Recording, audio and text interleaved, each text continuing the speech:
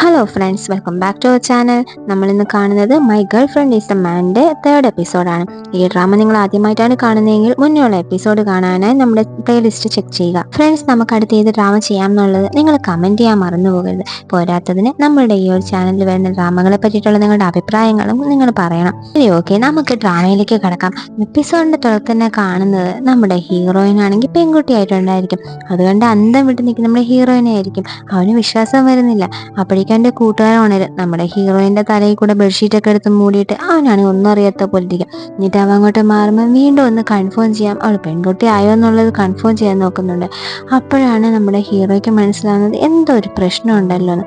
അവൾക്ക് തൊട്ട് നോക്കുമ്പോൾ നമ്മുടെ ഹീറോയിന് ഭയങ്കരമായിട്ട് പനിക്കും. അവനാണെങ്കിൽ ടെൻഷൻ ആവുന്നുണ്ട്. അമ്മൻ്റെ കൂട്ടുകാരൻ കാണാതിരിക്കാൻ വേണ്ടിയിട്ട് നമ്മുടെ ഹീറോ ആണെങ്കിൽ അവളെ ബെഡ്ഷീറ്റിലൂടെ വെച്ച് പൊതിഞ്ഞെടുക്കുന്നുണ്ട്. അത് കണ്ടുകൊണ്ട് നമ്മുടെ ഫ്രണ്ടും വരും. നീ ഇതിനെ കൊണ്ട് എവിടെ പോകുന്നതെന്ന് ചോദിക്കുമ്പോൾ അതൊന്നും ഇപ്പോൾ പറയാൻ പറ്റത്തില്ല എന്ന് പറഞ്ഞുകൊണ്ട് അവൻ്റെ തല വെച്ച് ഇവൻ്റെ തലയ്ക്ക് ഒരു ഇടിയും കൊടുത്തിട്ട് ഞാൻ നിന്നോട് എല്ലാം പിന്നെ പറയാൻ പറഞ്ഞിട്ട് അവിടെ നിന്ന് ഓടി പോകുന്നുണ്ട്. അടുത്ത് കാണിക്കുന്ന നമ്മുടെ ഹീറോയിനെ കൊണ്ടുപോകാൻ ആശുപത്രിയിലായിരിക്കും വന്നിട്ടുണ്ടാവുക. അതിന് പ്രത്യേകിച്ച് ഒരു പ്രശ്നവും ഇല്ല, ബോഡിയൊക്കെ ഓക്കെയാണ്, ജസ്റ്റ് ഒരു ഫീവർ തന്നെയാണ് ഉള്ളൂ എന്ന് പറയും നമ്മുടെ ഡോക്ടർ. അത് കേൾക്കുമ്പോൾ നമ്മുടെ ഹീറോയ്ക്കാണെങ്കിലും ഭയങ്കര സന്തോഷം. താങ്ക് യു ഡോക്ടർ എന്ന് പറഞ്ഞുകൊണ്ടിരിക്കും. അപ്പോഴേക്കും നമ്മുടെ ഹീറോയിൻ കണ്ണുറക്കും. ഞാനെന്താ ഈ ഹോസ്പിറ്റലിൽ ഇരിക്കുന്നതെന്ന് ചോദിക്കുമ്പോൾ നമ്മുടെ ഹീറോ പറയും നീ പെൺകുട്ടിയായിട്ട് മാറിയെന്ന്. അപ്പോൾ അവളാണെങ്കിലും സ്വന്തം ശരീരമൊക്കെ തൊട്ട് നോക്കിയിട്ട് ഞാൻ ശരിക്കും പെൺകുട്ടിയായി എന്ന് പറഞ്ഞുകൊണ്ട് അവർ രണ്ടുപേരും പൊട്ടിച്ചിരിച്ച് ഹഗ്ഗൊക്കെ ചെയ്യുന്നുണ്ട്.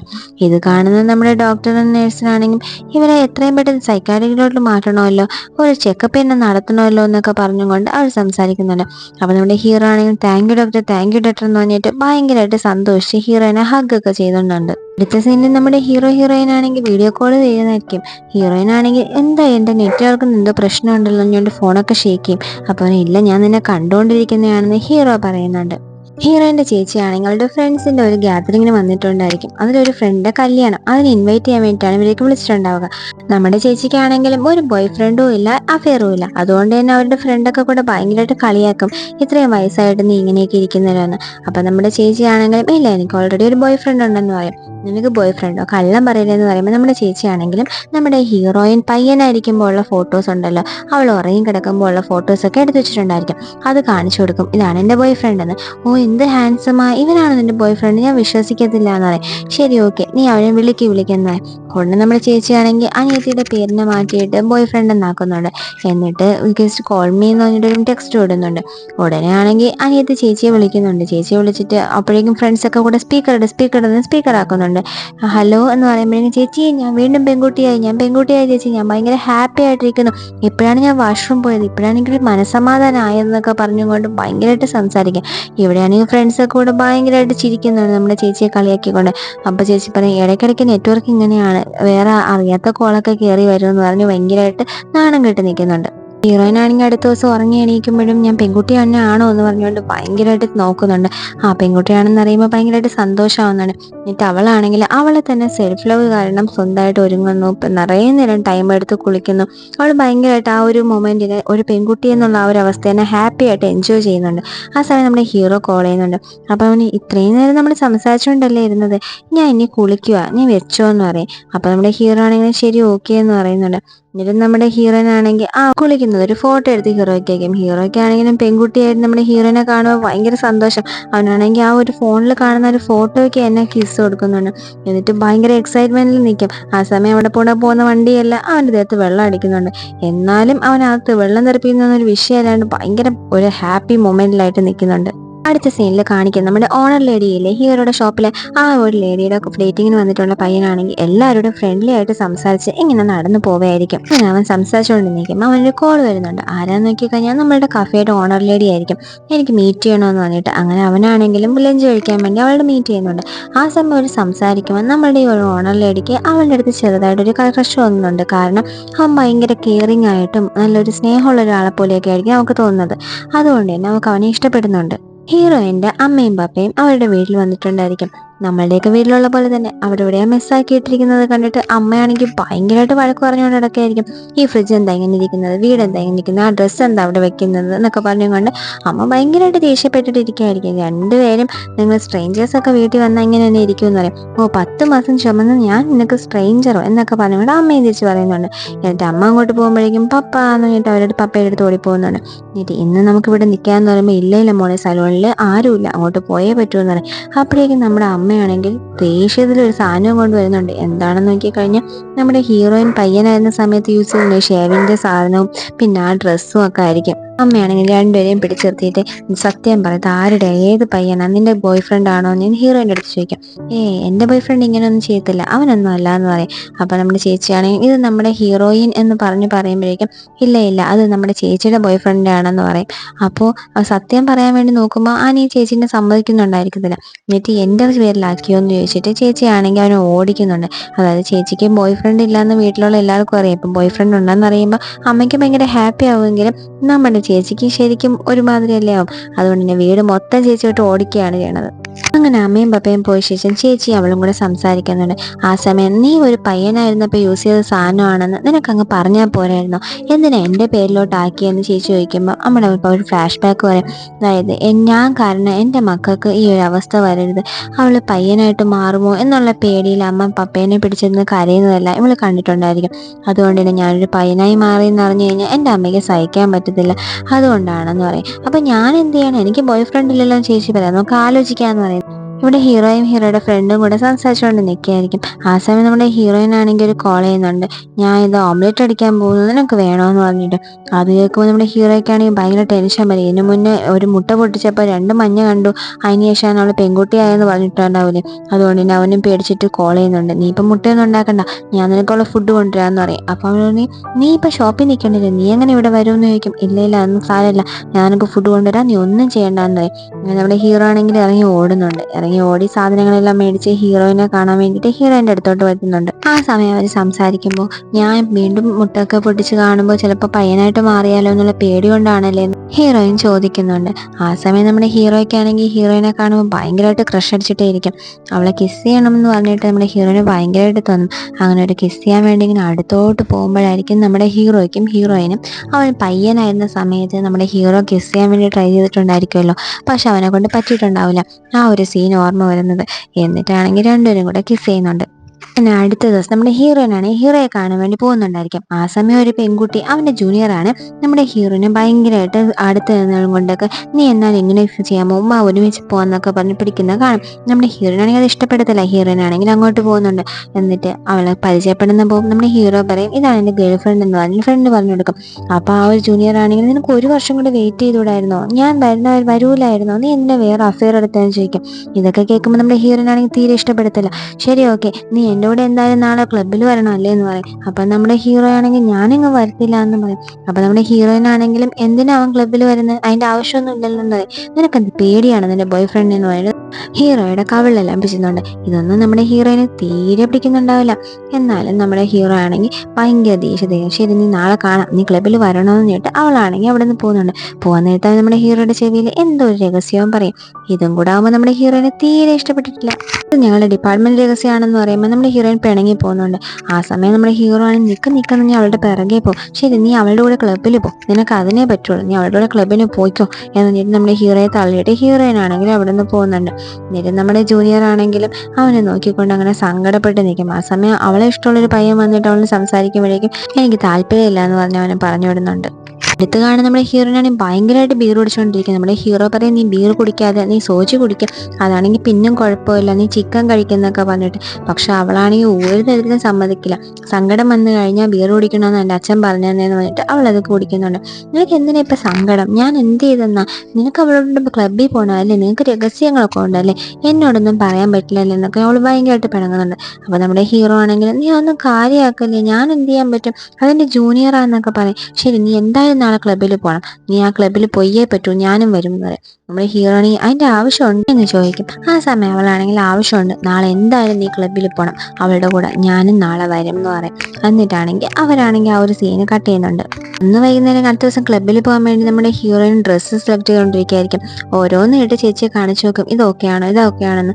ഒന്നും ശരിയാവുന്നുണ്ടാവില്ല. അങ്ങനെ അവസാനം ചേച്ചി ഒരു ഡ്രസ്സ് പറഞ്ഞിട്ട് പറയും, ഇത് നിനക്ക് കൊള്ളാം, ഇതൊക്കെയാണെന്ന് പറയും. അങ്ങനെ അടുത്ത് നമ്മുടെ ഹീറോ ആണെങ്കിൽ ക്ലബ്ബിൽ വെയിറ്റ് ചെയ്യായിരിക്കും. ആ ജൂനിയർ പെൺകുട്ടിയും വന്നിട്ടുണ്ടായിരിക്കും. ഹീറോ വന്നത് കണ്ടതും, നീ ഞാൻ വിളിച്ചു കഴിഞ്ഞാൽ വരാതിരിക്കില്ല എന്ന് എനിക്ക് ഉറപ്പുണ്ടായിരുന്നു എന്ന് പറയും. അപ്പം അവൻ പറയും, എനിക്ക് ഗേൾ ഫ്രണ്ട് ഉണ്ട്, അവൾ വരാൻ വേണ്ടി ഞാൻ വെയിറ്റ് ചെയ്യാണെന്ന് പറയും. അതൊന്നും കാര്യമില്ല, നീ അകത്തോട്ട് വന്നാൽ മതി. നമ്മുടെ ഹീറോയിനെ അകത്തോട്ട് വിളിച്ചുകൊണ്ടോ. അകത്തുള്ള വൈബൊക്കെ അടിപൊളിയാണ് കേട്ടോ. ഫ്രണ്ട്സ് എല്ലാം നമ്മുടെ ഹീറോയെ കാണുമ്പോൾ, ഞങ്ങളൊക്കെ വിളിച്ചാൽ നിനക്ക് വരാൻ പറ്റില്ല അല്ലേ, നീ നിന്റെ ജൂനിയർ വിളിച്ചാൽ മാത്രമേ വരുവുള്ളൂ എന്ന് ചോദിക്കും. അവനാണ്, അങ്ങനെ ഒന്നും അല്ല, എൻ്റെ ഗേൾ ഫ്രണ്ട് പറഞ്ഞിട്ടാണ് ഞാൻ വന്നതെന്ന് പറയും. എന്നിട്ട് അവനാണെങ്കിൽ അവൾ വന്നോ നോക്കിയിട്ട് ഇനി അങ്ങോട്ട് പോകുന്നുണ്ട്. ഫോൺ അവിടെ വെച്ചിട്ടായിരിക്കും പോവാം. അപ്പോഴേക്കും നമ്മുടെ ഹീറോയിൻ കോൾ ചെയ്യുന്നുണ്ട്. അത് കാണുന്ന ജൂനിയർ പെങ്കൊച്ചാണെങ്കിലും ഫോൺ എടുത്തിട്ട്, എന്തിയാനാ, ഞാൻ പറഞ്ഞുകൊണ്ട് അവൻ ക്ലബ്ബിൽ വന്നു, നീ എന്തായാലും ഒന്നും ചെയ്തിട്ട് കാര്യമില്ല എന്നറിയും. പക്ഷെ നമ്മുടെ ഹീറോയിൻ ആണെങ്കിൽ ഒന്നും തന്നെ മിണ്ടുന്നുണ്ടാവില്ല. കാരണം ഹീറോയിൻ എന്തായി, പയ്യനായിട്ട് മാറിയിട്ടുണ്ട്.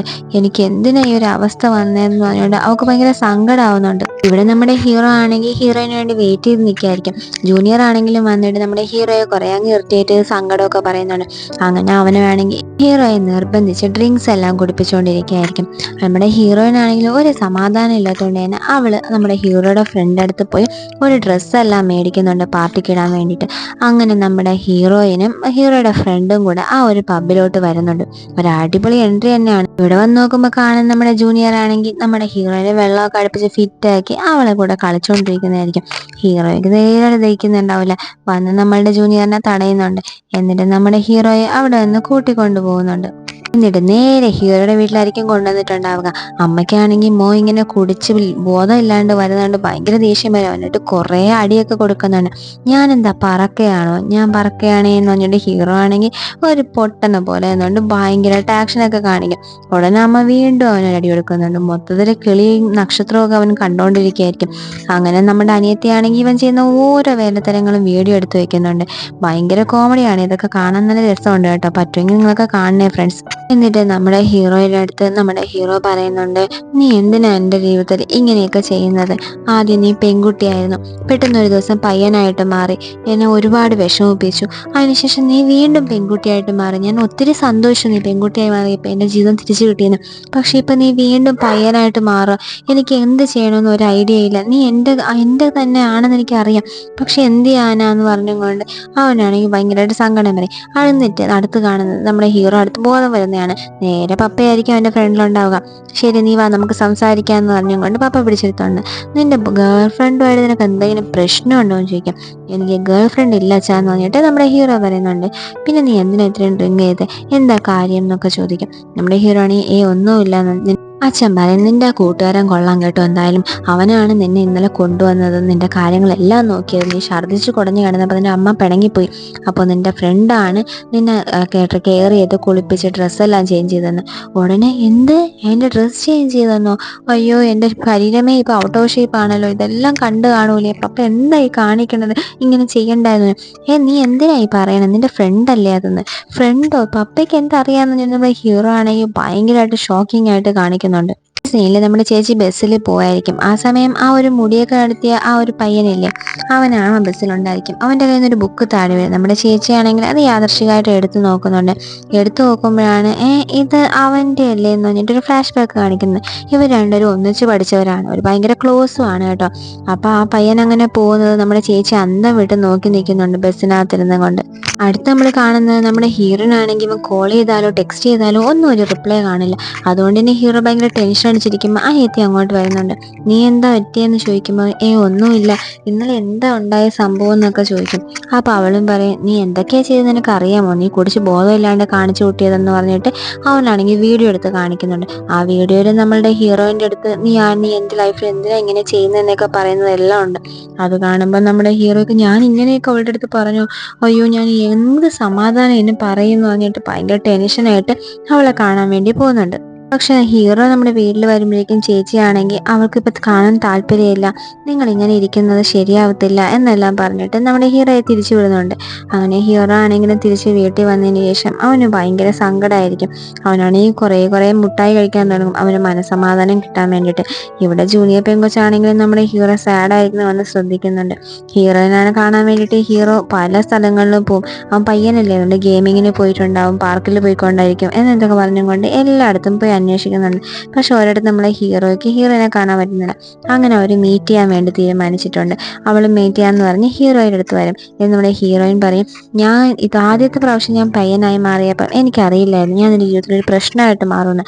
പക്ഷെ ഇപ്പം എനിക്കറിയാം ഇത് ശരിയാവത്തില്ല, നമുക്ക് ബ്രേക്കപ്പ് ചെയ്യാന്ന്. നമ്മുടെ ഹീറോയിൻ, നീ എന്തായി പറയണേ? ആ സമയം ഞാൻ കുടിച്ചെനിക്ക് ബോധമില്ലായിരുന്നു, ഞാൻ അറിയാതെ ആ സമയത്ത് അങ്ങനെയൊക്കെ പറഞ്ഞതാണ്. നീ എന്തിനാ ഇങ്ങനെയൊക്കെ പെരുമാറി ബ്രേക്കപ്പ് ചെയ്യാൻ പറയുന്നതെന്ന് ചോദിക്കും. ഇല്ല, ഇതാണ് ശരി, നമ്മൾ ഇങ്ങനെ പോകുന്നത് ഒരിക്കലും ശരിയാവത്തില്ല. ഞാൻ എപ്പോൾ കൂടുമ്പോൾ പയ്യനാവും എപ്പോൾ പെൺകുട്ടിയാവും എന്നുള്ളതൊന്നും എനിക്കറിയാൻ പാടില്ല. പിന്നെ ഒരു ഫ്രണ്ട്ഷിപ്പും നിലനിൽക്കത്തില്ല. ഞാൻ നിന്നെ ബുദ്ധിമുട്ടിക്കാൻ ആഗ്രഹിക്കുന്നില്ല എന്ന് പറഞ്ഞ് ഹീറോ നമ്മൾ ബ്രേക്കപ്പ് ചെയ്യാന്ന് പറയുമ്പോൾ നമ്മുടെ ഹീറോ പറയും, നീ അതൊക്കെ വിട്ടേ. ശരി, ഇത് നമ്മളുടെ ലൈഫിലുള്ള ഒരു സിറ്റുവേഷനാണ്, അത് മാറും. അത് കുറച്ച് ദിവസം കഴിയുമ്പോൾ നീ വീണ്ടും പെൺകുട്ടിയായിട്ട് മാറും. ഇല്ല, നീ പെൺകുട്ടി ആയില്ല പയ്യനായിരുന്നാലും നമ്മളെ ആ ഒരു ഇഷ്ടം ഒരിക്കലും മാറത്തില്ല. എനിക്ക് നിന്നെ ഒത്തിരി ഇഷ്ടമാണ്, എന്തുണ്ടെങ്കിലും നമുക്ക് ഒന്നിച്ച് നേരിടാന്ന് പറയും. അതോടെ നമ്മുടെ ഈ ഒരു എപ്പിസോഡോടെ കംപ്ലീറ്റ് ആവുക. നിങ്ങൾ ആലോചിച്ചിട്ടുണ്ടോ കൂട്ടുകാരെ, നിങ്ങളുടെ ബോയ് ഫ്രണ്ട് അല്ലെങ്കിൽ ഗേൾ ഫ്രണ്ട് പെട്ടെന്ന് ഒരു ദിവസം ജെൻഡർ മാറിക്കഴിഞ്ഞാൽ എങ്ങനെ ഇരിക്കും? നമുക്കത് അക്സെപ്റ്റ് ചെയ്യാൻ പറ്റുമോ? നമ്മുടെ ഹീറോ ആണെങ്കിൽ ബ്രേക്കപ്പ് ചെയ്യേണ്ട, നമുക്ക് ശ്രമിക്കാം എന്ന് പറയുന്നത് എനിക്ക് ഭയങ്കരമായിട്ട് ഇഷ്ടപ്പെട്ടു കേട്ടോ. പിന്നെ നിങ്ങൾക്ക് ഇങ്ങനെയുള്ള കാര്യങ്ങളെ പറ്റിയുള്ള അഭിപ്രായങ്ങളൊക്കെ ഒന്ന് കമൻറ്റ് ചെയ്യാൻ മറക്കല്ലേ. വീഡിയോ ഇഷ്ടമായാൽ ലൈക്ക് ചെയ്യുക, കൂട്ടുകാർക്കൊക്കെ ഷെയർ ചെയ്ത് കൊടുക്കുക. സബ്സ്ക്രൈബ് ചെയ്യാതെ കാണുന്ന കൂട്ടുകാരൊക്കെ ഒന്ന് സബ്സ്ക്രൈബ് ചെയ്ത് സപ്പോർട്ട് ചെയ്യുക. അടുത്ത എപ്പിസോഡുമായി വീണ്ടും കാണുന്നവരെ ബായ്.